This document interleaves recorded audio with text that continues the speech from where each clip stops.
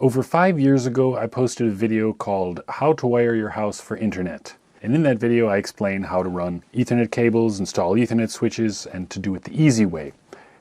Since then, that video has gotten over 1.7 million views, and it is still today one of my most popular vids. But what a lot of people ask me is, what about Ethernet cables? What kind should I use? Should I get category 6, category 7, so-called category 8? What about flat Ethernet cables? Which one is going to work, and especially which one is going to work if I upgrade to multi-gigabit switches?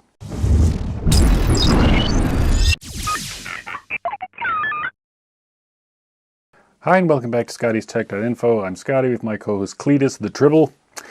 So, it just so happens that recently I upgraded my house network with a bunch of these. These are KeepLink, so-called multi-gig 2.5 gigabit per second 8-port switches.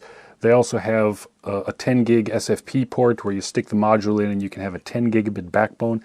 I don't use that. I just got a bunch of these. You can get them for as cheap as like 41 bucks on AliExpress. You can also buy them on Amazon. These are more popular, the KeepLink brand. In Europe, if you're in the US, they're all made in China, so it's pretty much all the same manufacturer under different names. I'll put some links down in the description. There you go. So after I upgraded to 2.5 gigabit per second multi-gig Ethernet, I went, I need to upgrade my router. So if you want to know how to roll your own OpenWRT 6-port multi-gig router, check out my article that I published last week. That tells you exactly what you need to know. It's not hard to do.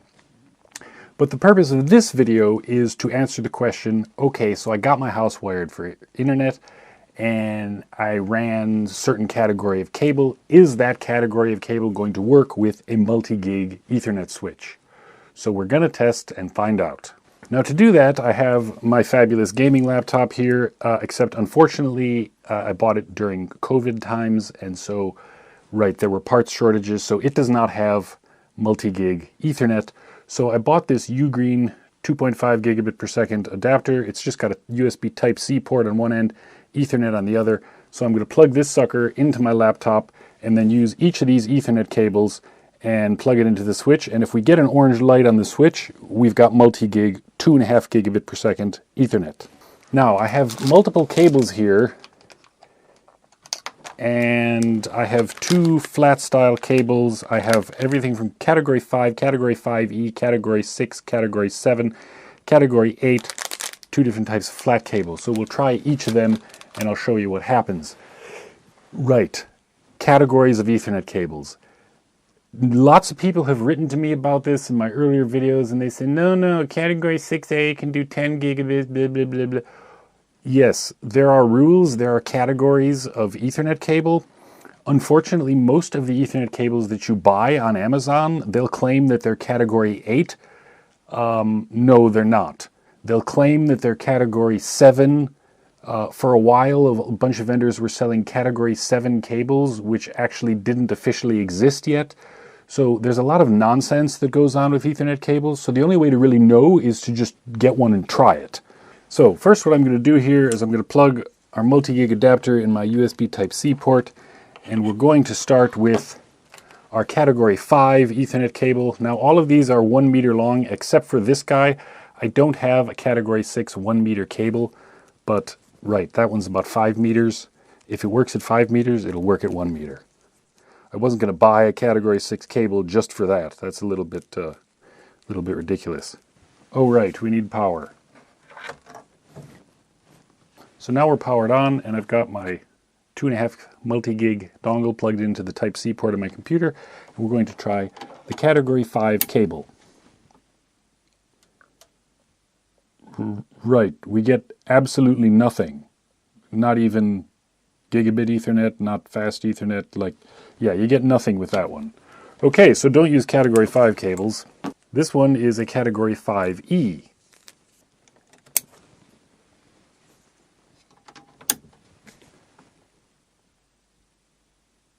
Okay, so that category 5E, we've got a green light, but we don't have an orange light. So even though he claims to be 5E, you're not going to get multi-gig speeds with this. So this is only going to run at 1 gigabit.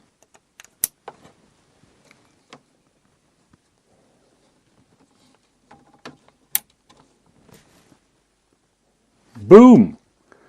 We got the orange light there, which means we've got gigabit speeds on category 6. Multi-gig, 2.5 gigabits per second. So category 6 cable is totally kosher, even though it's a longer one.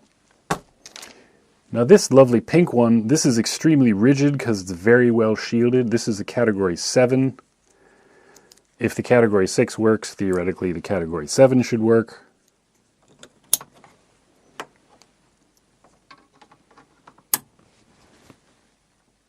Boom, orange light, 2.5 gigabits per second. That's a good sign. Now we get into the flat cables. I have two different types of flat cable here. You can see there's a rather big difference between the two. This one claims to be a category 8 cable, not specifically 8.1 or 8.2, just category 8. Frequency response up to 2 gigahertz and blah, blah, blah. But yeah, I don't believe that for a second, but whatever. This is the kind of flat Ethernet cable that most of you are going to see. It's extremely thin, it's extremely flexible. You can bend the crap out of it, you can bend it around corners. This is the kind of cable that everybody's going to want to know, is it going to work? But first, let's try the super fancy, ultra twisted pair, mega shielded, thicker, supposedly category 8 flat cable.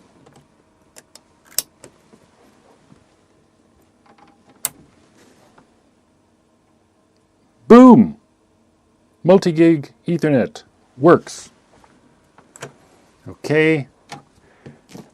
And finally, the flat cable that you've all been waiting for, the nice, super flexible one that they claim is category 6.